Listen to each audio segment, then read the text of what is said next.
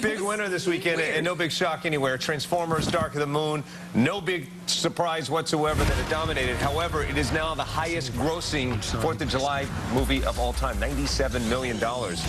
It's the third best worldwide debut of all time, around the year. The movie's big on CG, but the actors didn't want to leave all the cool stuff to computers. In fact, I talked with Shia LaBeouf and said, didn't you want the computers to do some of it? Didn't you scream at your director? Take a listen. You commit.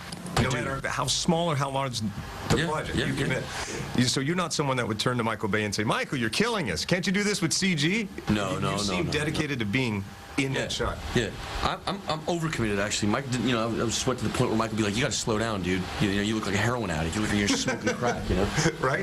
But like me and Josh get in, and we're in it all day. You know, it's very physical.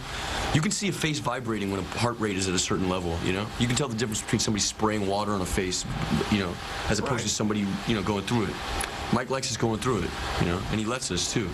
As you know, on some levels fun and exciting. It's still, at the end of the day, it's work.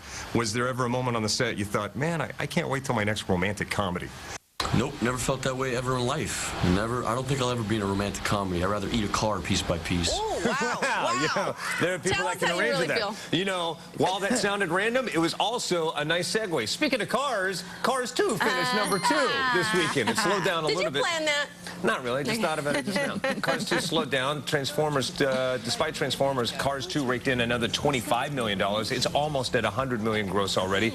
Bad Teachers rounded out the top 3, bringing over just $14 million at the box office. If you check out Mark at the Movies, our big special, you can find it now at GoodDaySacramento.com. We talked to some area teachers. We sent a gaggle of teachers to go see Bad Teacher to get their review. Sad is because now back to Hangover 2. So Courtney, I'm guessing that's not your cup of tea. You haven't seen it. Yeah, that's mine. Did anybody see Hangover 2?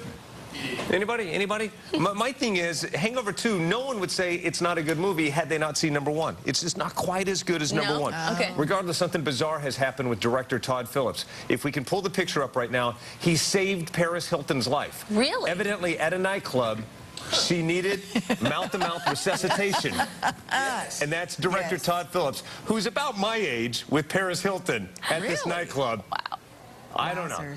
I'm assuming it's mouth-to-mouth resuscitation. They may have been, you know, exchanging saliva just for grins. Weird! Wow. It wasn't a one-night stand. The two have only eyes for each other, their publicists are saying. They're hooking up. But why would a brilliant director like that, one of the funniest people on this planet, be hooking up with that vacant, vacuous, disease-infested... She is a business mogul. She's a mogul. She's a business mogul? She is. I saw her on The Talk the other day, and I was just about to say, her and her mom were on The Talk. Yeah. It was funny. Because I know our audience is a little bit broader and a little bit more family on holidays, I'll refrain from any further comment about Paris Hilton. That's so good of you. But I did talk to Todd Phillips about what he was thinking. Take a look. The Hangover, the first one, really was an aggressive comedy, and I think we had to stay with that attitude and maybe more so on the sequel, and that was our goal. Where are we? You're gonna freak out, but it's gonna be okay. Is it my teeth? Congratulations, and you sick bastard. Thank you.